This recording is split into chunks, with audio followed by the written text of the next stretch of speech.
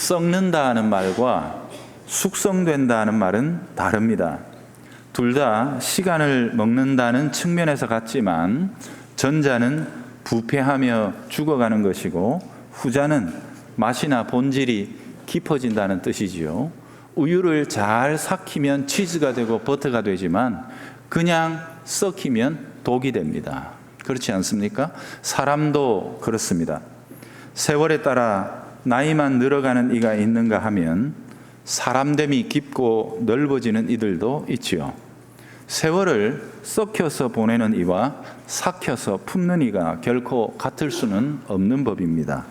이처럼 같은 분량의 시간을 살더라도 그 의미와 결과는 다를 수밖에 없지요. 바울은 에베소의 성도들에게 이렇게 권면합니다. 세월을 아껴라. 때가 악하니라.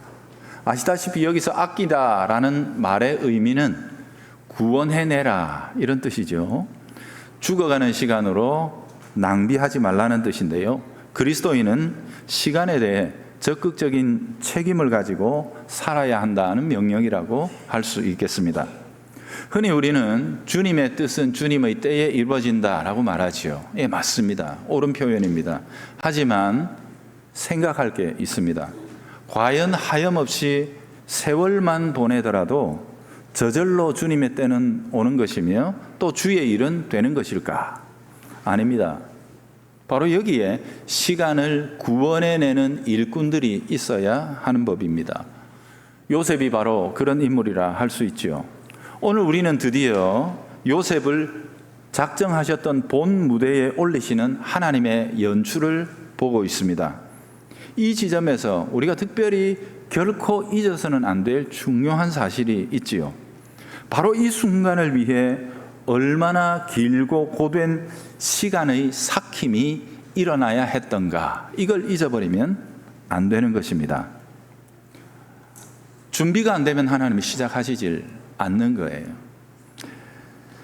요셉이 준비가 되자 하나님은 지체 없이 당신의 뜻을 펼치시고 일을 시작하시는 것을 보여줍니다.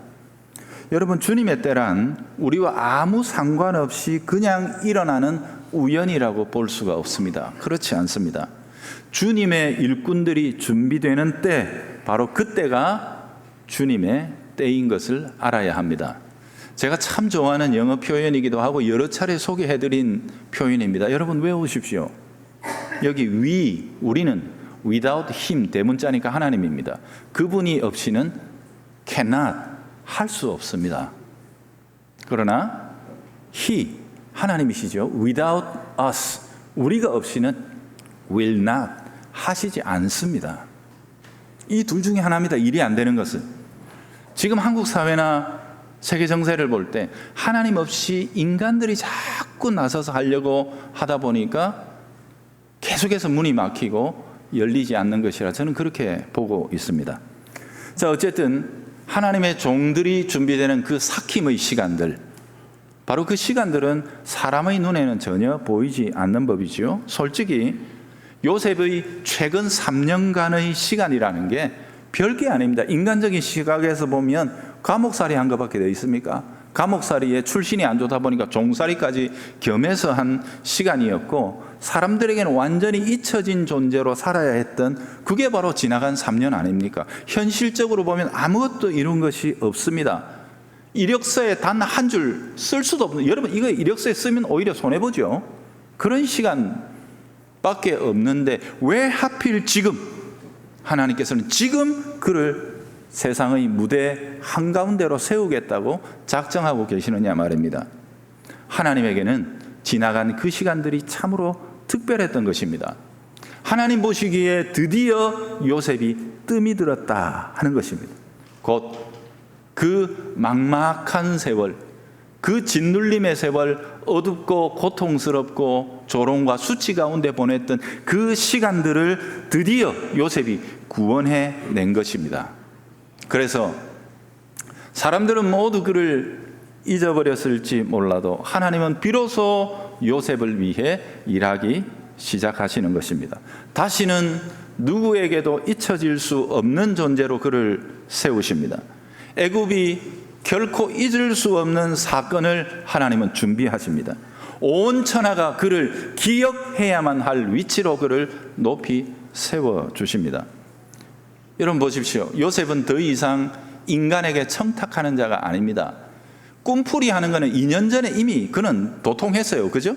그런데 그 결과 마지막에 뭐가 하나가 덜커덕? 사람한테 부탁하더라는 거 아닙니까? 이 뜸이 들든 거예요. 그래서 하나님이 다시 그 옥에서 3년의 세월을 뜸을 들이시더니 이제 드디어 요셉을 끄집어내는 겁니다.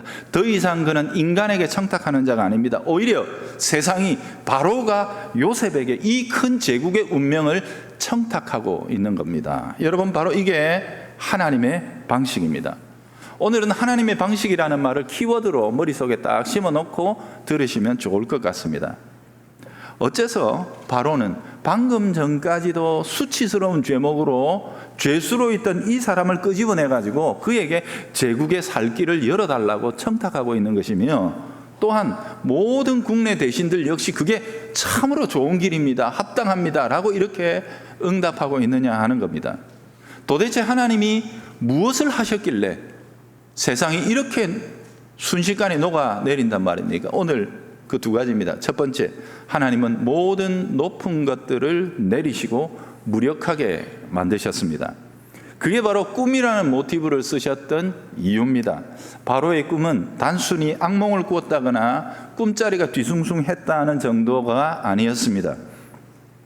주님께서 드디어 일어나시며 그 팔을 펼치심을 표식으로 보여주신 것입니다. 땅의 모든 힘들에게 던지시는 하나님의 거룩한 물음표, 그게 바로 바로의 꿈이었습니다. 그 꿈을 통해 세상에 대하여 묻고 계시는 하나님의 질문은 간단합니다. 너 안다고 자부하는 자들아, 너는 아느냐? 애굽에 지식 있는 자들을 다 불러 모으셨죠. 내가 그 땅에 무언가를 행하려고 너희들에게 보여줬는데 너희들은 안다며. 한번 풀이해봐라. 너 강한 자여, 너 힘을 자랑하고 나는 무엇이든 할 수 있다고 주장하는 권세자여, 바로죠. 너는 할 수 있느냐? 내가 그 땅에 행할 일을 너는 바꾸거나 막을 수 있겠느냐? 하나님 그렇게 물으시는 게 이 꿈의 내용입니다. 그런데 왜 하필 하나님은 꿈을 통해 묻고 계시느냐 하는 거죠. 그건 애굽이 이것만큼은 우리가 잘한다 하고 자랑하던 일이기 때문에 그렇습니다. 예전에 다니엘서를 설교할 때 고대의 제국들이 어떻게 꿈을 이용했는지를 말씀드린 적이 있는데, 그동안 애굽은 왕이 꿈을 꾸면 그걸 계시화합니다. 그래서 온갖 자귀적인 의미를 그 꿈에다가 갖다 붙여가지고 통치에 대한 신적 권위를 만들어내죠. 그러므로 신이 이렇게 우리에게 통치 권한을 부여해 주시고 우리가 하는 건 다 신의 뜻이야. 이게 다 정치술이라는 것입니다. 그래서 애굽에는 프로 해몽가들이 많았습니다. 그런데 사실 이들은 영적으로 무언가를 아는 영적인 선각자들이었던 것이 아니고 그럴싸한 구실을 꿈에 붙여가지고 백성들을 잘 호도해내는 사람들이었던 것입니다. 어떤 중대사가 있을 때 왕이 꿈을 꾸면 혹은 꿈을 안 꾸면 꿈을 꿨다고 둘러대서라도 그들이 원하는 대로 몰아가는 식으로 정치를 하는 거예요. 따라서 그들에게는 바로가 어떤 꿈을 꿨냐, 이건 지금까지 아무 문제가 안 됐습니다. 왜? 그건 자기들이 얼마든지 둘러댈 수 있었으니까. 그래서 자기들이 원하는 대로 갖다 붙여서 자기들이 원하는 통치의 방식으로 하나의 정치술을 발휘하는 게 바로 이 꿈이죠. 그러니까 꿈은 우리가 잘 다룬다. 이게 바로 애국과 고대 제국의 특성이었던 거죠. 그런데 이번에는 이 꿈 자체가 덜커덩 걸린 겁니다. 아무 꿈이나 꾸소 이렇게 했던데 이번엔 꿈 덜커덩 걸려버린 거예요. 이 꿈에는 그런 식으로 대충 퉁치고 넘어갈 수 없는 강력한 압박감이 그 꿈 자체에 담겨 있었다는 것입니다. 왕만 그랬던 게 아닙니다. 그 말 잘하고 갖다 붙이기 좋아하는 이들까지도 왠지 모르게 이 꿈 앞에서는 그들의 입술이 다 얼어붙고 만 것이에요. 정말 그들로서는 상상조차 할 수 없었던 일이 일어나고 말았습니다. 이 세상에 어떻게 꿈 자체가 이런 압도적인 힘을 가질 수 있는가? 그 누구도 우리가 꿈 전문가인 우리가 입조차 되지 못할 그런 꿈이 정녕 존재할 수 있단 말인가? 바로와 모든 술객과 해몽가들이 다 사색이 되고 말았습니다. 단지 꿈일 뿐인 바로 이야기 앞에서 박사들의 지식도 술사들의 예지도 빛을 잃고 말았습니다. 여러분, 바로 이것이 하나님의 계시가 가지고 있는 힘입니다. 그분의 뜻이 선포될 때 모든 입들은 침묵하고 높아진 모든 것들은 내려올 수밖에 없습니다. 따라서 여러분, 오늘날도 교회의 가장 중요한 사명은 세상 풀이하는 게 아닙니다. 하나님의 참되신 계시의 말씀을 이 세상을 향해 선포하고 들려주어야 하는 것이지요. 바로 이 꿈은 하나님의 계시였습니다. 그걸 통해서 하나님은 지엄하신 당신의 권위와 권능을 이 세상 가운데 드러내셨습니다. 물으십니다. 도대체 이 세상의 진짜 왕은 누구냐? 이 세상에 참된 통치자가 있으면 나와보라, 응답하라. 하나님 그렇게 물으신 겁니다. 그들에게 은근슬쩍 하나님은 압박하고 계십니다. 너는 힘이 있다며, 너희들은 많이 안다며, 그러니 응답해보라 하는 것입니다. 해보라는 거지요. 단지 꿈일 뿐인데 그들은 웃고 넘어가질 못합니다. 더군다나 그 꿈의 내용이 제국이 가장 든든한 기초로 삼고 있었던 나일강을 등장시켰고, 농사의 힘과 풍요의 상징인 소가 등장했으며, 또한 알곡들이 나왔기 때문에 도무지 이것은 대충 덮어놓고는 결코 지나갈 수 없는 문제가 되고 만 것입니다. 모든 것들을 근본에서부터 생각해야만 하는데 도무지 그 길도 방법도 찾을 수가 없었던 것입니다. 바로 이것이 꿈의 의미였습니다. 이 꿈은 하나님의 자기 선언이었습니다. 진정 하늘의 보좌 위에서 이 땅을 내려다보시는 분이 땅의 가짜들에 대하여 으름장을 놓고 계시는 것입니다. 오직 여호와는 그 성전에 계시니 온 천하는 그 앞에서 잠잠할지어다. 성전은 하나님의 통치가 선포되는 곳입니다. 하나님의 말씀이 베풀어지는 곳입니다. 바로 오늘날 교회이며, 또한 우리를 성전 삼으셨으니 성도들이 이 세상에 나가 해야 할 역할이 바로 이것이죠. 이처럼 하나님께서는 요셉이 무대에 등단하기 전에 세상의 모든 높아진 것들의 코를 꺾으시고 완전히 그들을 무너뜨리며 내려버리셨다는 것입니다. 두 번째는 뭐냐면, 하나님께서는 세상을 향해 이렇게 말씀하십니다. 너희는 지금부터 그러므로 내 종에게 주목하라. 이게 하나님이 하신 일입니다. 왜 하나님께서는 자신을 이처럼 압도적인 그 존재로 드러내고 계시는 것일까요? 성경에는 이런 표현들이 참 많죠. 꿈 하나면 세상은 하나님 앞에서 벌벌 떱니다. 여러분, 다니엘서에 나오는 이야기도 똑같죠. 어느 날 느부갓네살이 꿈꾸고 나오더니 꿈 못 풀면 다 죽인다고 지혜자와 박사들을 모아놓고 일단 꿈을 맞춰라 이러고 말도 안 되는 짓을 하지 않습니까? 즉 그 꿈이 그만큼이나 그를 압박하고 사로잡았다는 뜻입니다. 그 꿈 못 풀면 제국이고 뭐고 없다는 뜻이죠. 하나님께서 왜 이렇게 압도적으로 겨우 꿈 하나만 가지고도 세상을 완전히 사로잡으시는 하나님의 권능, 하나님 그렇게 나타내셨냐는 것입니다. 목적은 오직 하나입니다. 하나님 자기 종을 세상 가운데 높이시기 위해 그렇게 하셨습니다. 이 계시로 인해 제국의 모든 틀이 흔들립니다. 인간의 권한 밖에 있는 미래가 그들에게 다가오고 있었지만 도대체 누가 이 새로운 지식을 알 것이며 과연 누가 이 비밀을 풀어낼 수 있는가 말이지요. 바로 그 순간에 술 맡은 관원장이 스스로 호출을 받습니다. 왜냐하면 그는 이런 꿈을 경험한 적이 있었기 때문입니다. 그 자체로서, 꿈 그 자체로서 사람의 심령을 사로잡고 그들의 운명까지도 결정지어버리는 꿈, 자기가 꾸었거든요. 그는 바로 이 꿈 이야기와 이후에 벌어지고 있는 이런 해프닝을 바라보며 이것 역시 같은 종류의 꿈이라는 사실을 알아차립니다. 그리고 바로 그 순간 비로소 그의 귓가에 한 음성이 들려오기 시작합니다. 오직 해석은 하나님께 있는 것 아닙니까? 그러니 내게 말씀하십시오. 정말 광호한 사람이었습니다. 사람에게 없는 지식과 미래가 자기 신의 손에 달려 있다고 주장하던 너무나 해맑고 천진난만하기 짝이 없었던 한 인물이 생각난 겁니다. 지 처지가 어딘데요 지금? 히브리 종놈으로 팔려와가지고 이제 옥살이까지 하고 있는 주제에 해맑기가 그지없이 눈을 반짝반짝 빛내며 뭘 그리 염려하십니까? 어울리지 않는 지 운명은 끝인데 세상의 관점에서 보면 여기서 나갈 소망도 아무 빛도 없는 그런 처지이면서도 그의 눈빛은 살아있었고 얼굴이 환하게 빛난 채로 내게 말하라고, 내가 이 세상 모든 것을 다스리시는 분과 소통할 수 있다라고 주장했던 그 한 사람의 얼굴이 생각났던 것입니다. 과연 그랬었지요. 그의 말대로 모든 게 됐으니까요.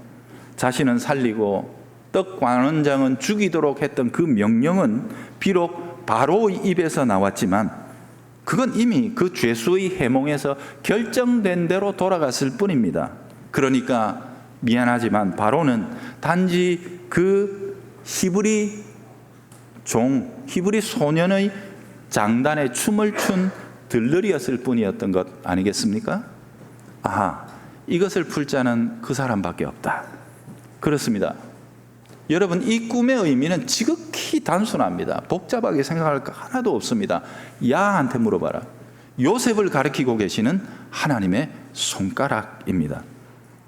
그러므로 하나님의 능하신 손 아래에서 겸손하라. 때가 되면 너희를 높이시리라. 하나님은 이 때를 목표로 삼으시고 요셉을 숙성시켜 오셨고 드디어 그를 가리키며 그를 높이기 시작하십니다. 여러분, 꿈이라는 모티브를 여기서 매듭을 좀 짓고 지나갑시다. 제가 관원의 꿈 내용 그렇게 중요하지 않습니다 그랬죠?